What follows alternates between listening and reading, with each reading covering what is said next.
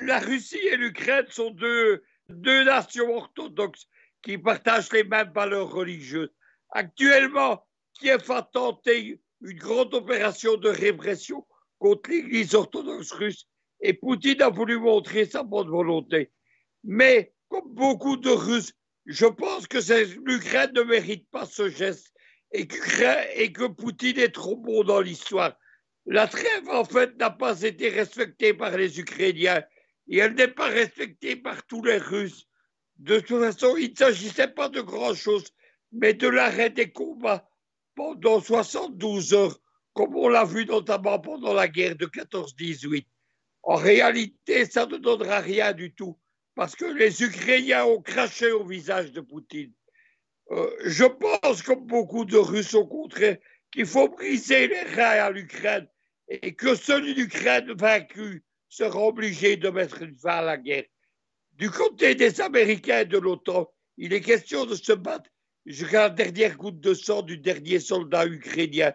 Et on fournit des matériels militaires, on fournit des matériels obsolètes, en fait le vieux matériel de l'OTAN. Par exemple, les missiles patriotes dont il est raconté tant de mots et merveilles, ce sont des armes dépassées qui datent de la dernière décennie de la guerre froide. Les Russes, par exemple, à l'époque étaient avec les S-300, ils sont aujourd'hui avec les S-500. Ils ont 2 générations d'avance sur les armes américaines. Les Français font la même chose. Ils viennent de livrer à Kiev des chars à hélices qui étaient destinés en France à la destruction. Pendant ce temps-là, les Russes introduisent en Ukraine les chars Armata, qui sont des blindés de la toute dernière génération. Je pense donc que la guerre va durer, que les Américains vont la faire durer, et que le seul moyen pour la Russie de mettre un terme aux hostilités, c'est d'écraser l'Ukraine et de la vaincre sur le champ de bataille.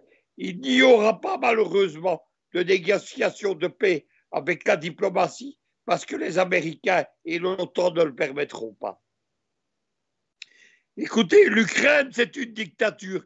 9 partis politiques ont été interdits.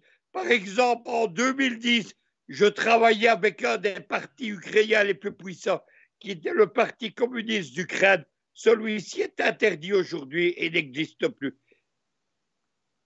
Les autres partis ont été interdits et les politiciens opposés à Zelensky sont arrêtés ou poursuivis. L'Ukraine, c'est une dictature. Les chaînes russes, les médias indépendants sont interdits. Donc, il n'y a pas de politiciens aujourd'hui ukrainiens pour demander la paix. Et ils ne risquent pas d'en avoir de sitôt.